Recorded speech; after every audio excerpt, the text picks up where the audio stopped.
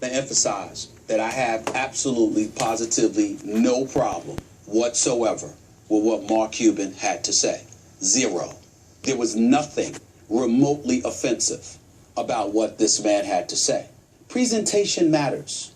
How you look matters. How you carry yourself matters. And for anybody that wants to act like it doesn't, I'm going to tell you they're full of it and they know it. Michael Eric Dyson is a professor of sociology at Georgetown, a political analyst for MSNBC, and an author of more than a dozen books and articles. We welcome him back to First Take. Michael, always a pleasure to have you here on the show, and I know yesterday you watched with great interest and wanted to be a part of this discussion. You heard what Skip and Stephen A. had to say, so we always appreciate your opinion. The floor is yours, my friend. Thank you, my love, and it's always great to be here with you. Stephen A. and Skip Bayless have expressed love for each other, so let me express my love for you.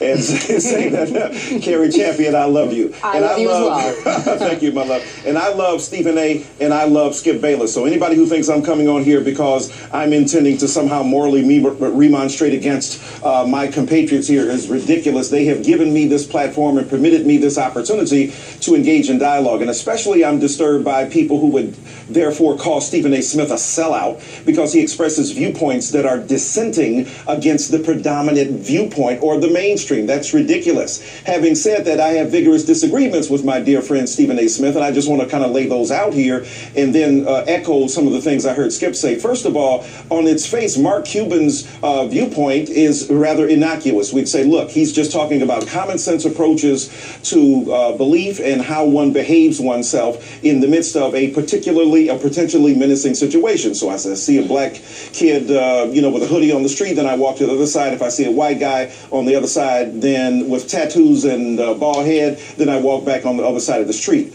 And then he says we all have bigotry. Well, let's begin to unpack some of that. First of all bigotries are not created equally.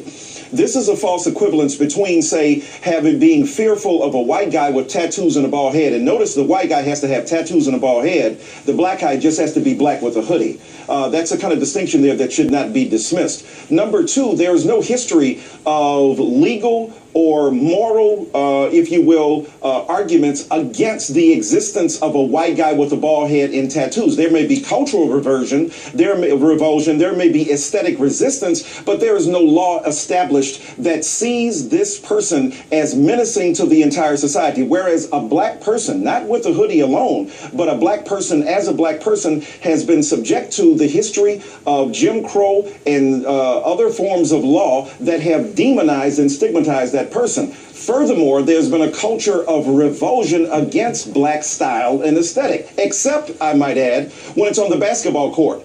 Those guys who wear hoodies who might be a person who plays for the Dallas Mavericks wouldn't be as offensive to Mr. Cuban in a familiar context. It's the unfamiliar context then that would present a problem. But the point is, most black people don't play for Marc Cuban. So most black people, even Stephen A. Smith, even myself, could be on the street somewhere with a hoodie on that might present a problem to Mr. Cuban. When he then says, look, I chose a bad example. No, I think it's a perfect example. Look at what is most at the forefront of his mind. Look at the unconscious reflex that we all have. That's the point here. The deeply entrenched beliefs, values, and behaviors that we enact, the kind of unconscious bigotry that we communicate, and the fact that in American society today, the very scrutiny to which black people are subject and others suggests to us that that bigotry is not arbitrary, that example is not something that, oh my God, it's a poorly chosen metaphor for what I'm talking about here. No, it's precisely the point that that's the first thing you think about that suggests to us this is the polite face of a bigotry that has to be exposed. To his credit, Mr. Cuban says, look, we all have bigotry. I accept that.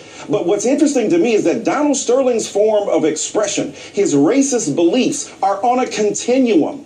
See, race is not a card, it's a condition. There's a continuum of belief here. When politicians say, look, we have to be concerned about the urban population because the urban population isn't concerned about raising its children, or they have problems with their own families that are dysfunctional and pathological. We know that those are substitute terms for African American and Latino. So that's on a continuum with Donald Sterling. I believe that Marc Cuban's unconscious reflex of bigotry toward those African American people who may be hooded is precisely the problem that led to the death of a Trayvon Martin. I am not suggesting that Marc Cuban is in any sense George Zimmerman. I'm saying there's a continuum of belief that reinforces deeply entrenched biases in this culture, and they're not all equal. And let me end by saying this. That the fact is that, yes, we all have bigotry, but as Stephen A. pointed out on this show yesterday, racism is a different matter altogether. It's the systematic attempt to subordinate one group as inferior and elevate another group as superior.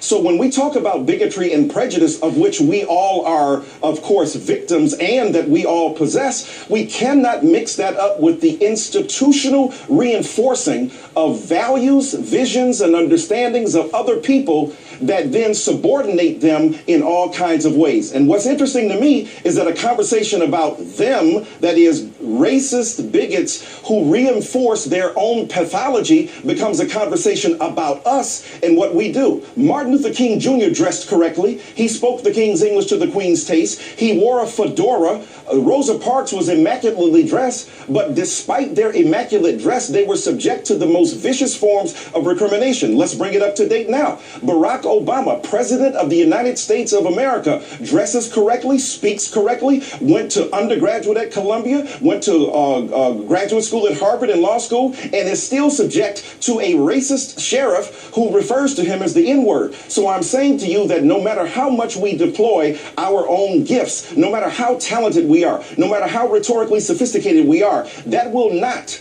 in any way dislodge the deeply entrenched bias in the mind of another person or the institutional infrastructure that reproduces the pathology of racism in America. My good dress will not stop the bad habits of a bigot in America, neither will it interrupt the institutional expression of racism in America today. So I think Marc Cuban plays into that unconsciously. It's not his intent, but my pastor told me a mosquito's intent is to draw blood from you, but the consequence could be it gives you malaria. So intent should not be confused with consequence. It may not have been, and I doubt whether it was, in any sense, a racist intent, a bigoted intent on the part of Mr. Cuban, but the consequences of his language signify in a culture where black men in hoodies suggest menace, suggest illegality, suggest something that should be watched and something that should be resisted. And I don't think we should pass that along as, oh my God, it was a misspoken word. I think it's a revelation of what we are as a nation, and Mr. Cuban is to be congratulated for his honesty. Now our work is to not only parse his words, but to unpack the bigotry, talk about our contribution to it, and how we can deal with both individual and institutional expressions of racial oppression in America. Stephen A.